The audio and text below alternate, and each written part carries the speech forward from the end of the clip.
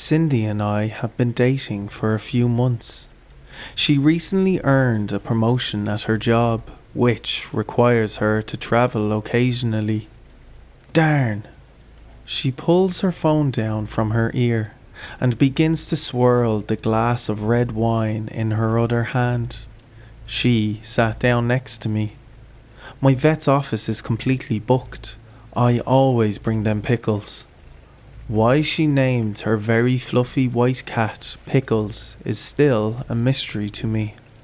I guess I could call some more around the area. My hand was rubbing the fluffy cat's belly. He just loves the attention. No, what if I watched Pickles for you? I mean, my landlord wouldn't be happy, but it's only a night. Hopefully no neighbours tell him. The idea of having the cat in my duplex would be troublesome. Mr. Grady doesn't allow pets and would probably charge me more if he found out. It would also make him extremely mad. She sat down next to me and put her hand on my knee. Or call me crazy, but what if I just stayed here with Pickles? You want to stay here? Well, this is Pickles' home, and he probably would be more comfortable here than me having to hide him at my place. All his food and play stuff is here. I could grab my laptop and get my work done here. She hesitated. I mean, it was just a night. I didn't think I proposed anything too crazy. I haven't stayed the night here yet either. Well, okay. Thank you. She kissed me on the cheek. I'll go get ready. I left her house to pop up to my place really quick for my laptop and to grab some extra clothes. I quickly drove back to her beautiful home on the lake. She came down wearing a red sweater and tan pants. Her lipstick and heels matched, and her sweater too. She was putting her earrings in and making sure her blonde hair was how she thought it should be. I was sitting on her bed and unpacking my things. Make sure that you do not open my door. Her voice sounded serious. Don't open the door. I'll make sure to have my key. I'll make sure not to invite a party in. I chuckled, but guess she didn't find it funny. Why would you tell me not to open your door? Her phone rang. She pushed up her finger, which meant one thing. She's in work mode. Leave her alone. Okay, I'm on my way. She grabbed her suitcase and gave me a quick peck on the lips. I locked the door behind her once she was off the porch. This is gonna be nice, ain't it, Mr. Pickles? Pickles looked up at me and laid on his pillow. It was gonna be nice. I can lay back, watch some baseball games, and enjoy a few beers. I could reheat some of the pizza that she ordered earlier. She's got a nice pool out the back. I did forget my trunks, but it wasn't like anyone was going to see me anyway. I laughed quietly to myself. Then I heard the door knock. Cindy was knocking. Lightning and heavy rain made an appearance. Damn these summer storms. Cindy, what are you doing here? My trip got rescheduled. My boss said that I'll be going back next week instead.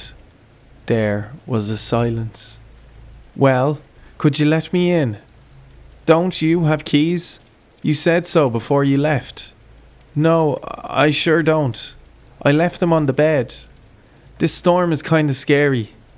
I unlocked the door and she came in. She locked the deadbolt behind her. Pickles looked at her and trotted off to another room. Well, I'm gonna go change my clothes. I'll be back not too long. She was walking up her stairs. My phone rang.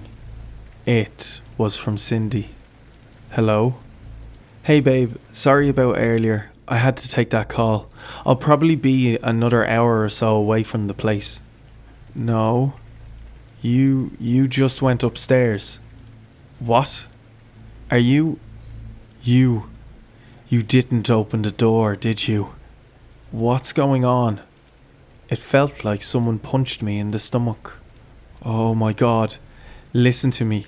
Get out of the house as quickly as you can. I'm turning around. But what is... Hey babe. Her voice wasn't on the phone. I turned around and she was standing at the bottom of the stairs. Who are you on the phone with? My mum. No, you weren't. She walked up to the front door. I glanced behind my shoulder. There are windows and a door back behind me. Maybe if I make a run for it. Not planning on running, are you? Her voice sounded distorted, as if a second voice, slightly deeper, was mixed in with hers. You know you were the worst on your cross-country team in school. I never told you that. My legs were shaking. Of course you did. You said that some girl used to call you Theodore the Turtle. I know all about you. I quickly turned and ran for my life. I heard a loud shriek and it stomping after me. Come on, turtle boy, you're not getting away. The back door was locked. I ducked and I heard glass shatter. I sprinted towards the front door and looked over my shoulder. Her face was covered with glass shards and filled with blood. Her eyes were pure red. I tripped over Pickles. She slowed down. She sure is going to miss you. Her mouth opened so large it was like a cartoon. She could have swallowed me whole. I pulled off my shoe and tossed it in her mouth. I was pushing myself backwards and was throwing everything at her as I could. Pickles climbed up and scratched one of her eyes. She let out a scream of agony. I was able to get up and try to unlock the door. This damn cat, I'm gonna enjoy eating you. She held him up while his claws were pierced into her skin. There was an umbrella next to the door. I grabbed it and shoved it down its throat and pushed the button on it to let it expand. I jerked Pickles out of its grasp. It began trying to maneuver the umbrella out of its windpipe. I started shoving everything into its mouth. Couch pillows, cat toys, the pillow. It was slowing down and struggling to breathe. I quickly jerked down the TV and threw it into its mouth. I ran into the kitchen and grabbed all the silverware I could. I began dumping knives, forks, spoons, the microwave, the blender, everything. It paused.